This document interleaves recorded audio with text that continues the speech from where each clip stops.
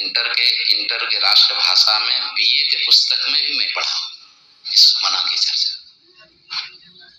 कबीर की वाणी। देखिए आप, लेकिन लोग नहीं पढ़ते हैं, नहीं समझते हैं, न समझाने वाले हैं।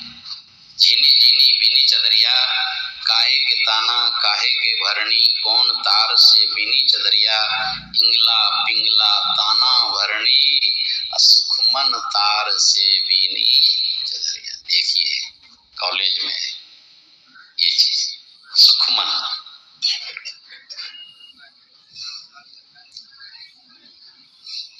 जो प्रोफेसर ने समझाया था हमको वो भी याद है। संत मत में आकर के जो समझा हूं वो तो देख ही रहा। इस शरीर को कबीर कहते हैं कि ये चादर है।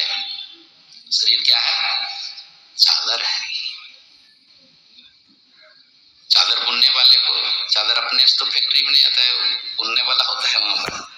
तो सूती धागा चाहिए। चादर के लिए क्या चाहिए? धागा, सूती, रेशमी, ऊनी, कैसा भी धागा चाहिए कि नहीं। बिना धागा का कोई चादर बनेगा? अब कोई फैक्ट्री निकला है आज तक? सूता बिना धागा बन, सूता के बिना जो है चादर बना दे। चादर का आधार क्या है? सूता। नहीं सूता रहे तो कोई फैक्ट्री वाला जो है चादर बुन नहीं सकता है, बुन लेगा। वही कबीर कहते हैं ये मनुष्य शरीर जो है एक चादर है। क्या है? मनुष्य शरीर एक चादर है। इस चादर को कहां बुना गया है भाई? माता के पेट में। ठीक है, तो सूता कैसे तैयार हुआ? नहीं, सूता कैसे तैयार हुआ? तो वही समझाते हैं कि इंगला पिंगला ताना भरणी, एक तो खटती और लमती चलता है ना चादर बुनने वाले को। तो कहते हैं दो नाड़ी है, उसी को गंगा जमुना कहते हैं। ठीक है, इंगला को और पिंगला को गंगा जमुना कहते हैं, और बीच में जो नाड़ी है सुखमना, उसी को सरस्वती कहते हैं। समझ रहे हैं? आपके शरीर में वो प्रयाग है। इंगला पिंगला ताना भरणी है ना, इंगला पिंगला है, सूता नहीं रहता। तो वही कबीर पूछते हैं इंगला पिंगला ताना भरनी, सुखमन तार से बीनी चदरिया। इस शरीर का आधार क्या हुआ? सुखमन। इसलिए आप जीवित हैं। यदि धागा सब निकाल ले चादर से, धागा छोड़े नहीं सब निकाल ले तो चादर रहेगा? उसी तरह सुखमन यदि आपसे निकल जाए तो इस शरीर नहीं रहेगा, 2-4 दिन में नष्ट हो जाएगा। और अभी 40 वर्ष हो गया, 60 70 80 90 भी पार कर नहीं। मंती माता जी कह रहे कि हम 93 वर्ष हो गए।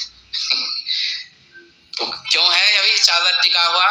इसलिए कि सुखमन है, सुखमन तार विद्यमान है। जिस दिन क्यों सुखमना में दिन रात अमृत बहते रहते। बोलिए सुखमना में क्या बहते रहे? सुखमन के झीने नाल से अमृत की धारा बही रही। जब तक ये अमृत की धारा है तब तक ये शरीर अमर है। समझ रहे हैं?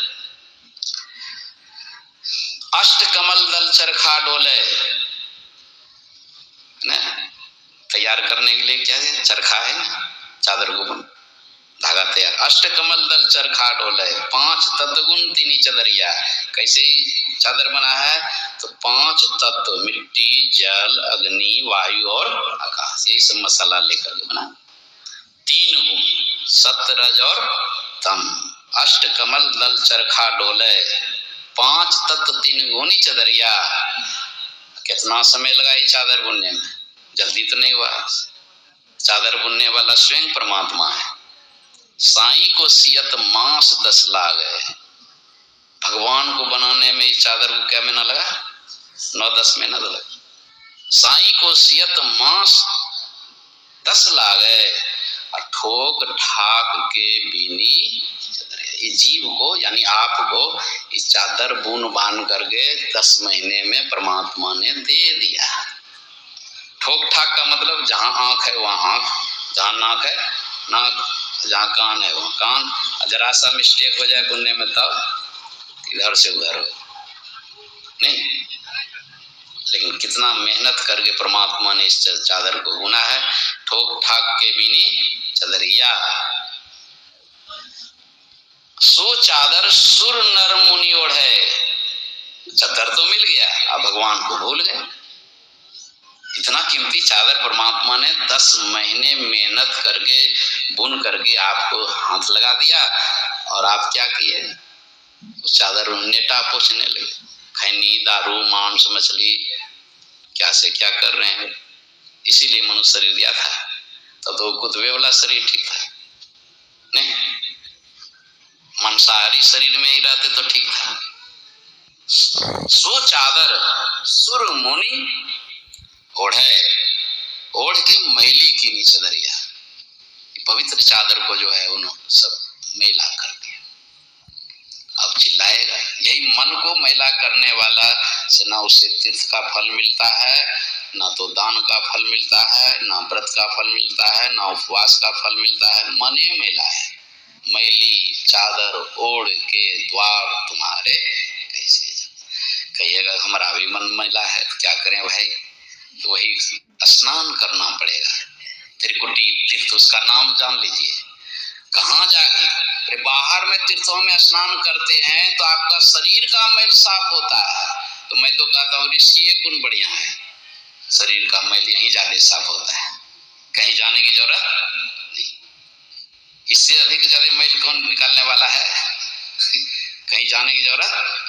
शरीर का मैल जो है निकालने के लिए जो है आप कहीं भी, लेकिन मन का मैल निकालने के लिए धरती पर कोई भी तीर्थ नहीं है, और उस तीर्थ का नाम है त्रिकुटी तीर्थ। प्रेम जल निर्मल सुरत नहीं नहवाया रे, दुर्मति कर्म मैल सब मन के, सुमरी सुमरी नहीं छोड़ाया रे, तू काहे को जग में आया रे, जो पे नाम से प्रीति ना। इस संसार में तुम क्यों आ गया? नहीं आते, जन्म नहीं होता, गधे बकरी बैल बन करके रहते तो काम ठीक रहता। इतना सुंदर मनुष्य शरीर प्राप्त करके और त्रिकुटी में स्नान नहीं कराया। त्रिकुटी मतलब होता है 3 नाड़ियों का जहाँ मिलन स्थान है। एक नाड़ी है गंगा जमुना इंगला पिंगला जिसको कहते हैं, और तीसरी नाड़ी का नाम है सुषमना। इसी के नाम पर जो है वहाँ महाकुंभ लगता है कि एक तरफ देखते हैं गंगा है, एक तरफ जमुना है। दो धारा। तो इस बार भी मैं अक्टूबर में आ रहा था दिल्ली आगरा से प्रोग्राम करते करते, हर वर्ष उसी रास्ते से आते हैं। तो एक महात्मा का मन हो गया कि चले, हम नहीं गए हैं कभी। हम तो गए थे चित्रकूट में जब अखिल भारती था 92 ईस्वी। हम तो देखे सुने थे, स्नान भी किए थे। हमारे गाड़ी पर बैठे हुए थे महात्मा का, हम नहीं गए हैं, चलिए रोकिए। चलिए तो चल दिए, स्नान नाव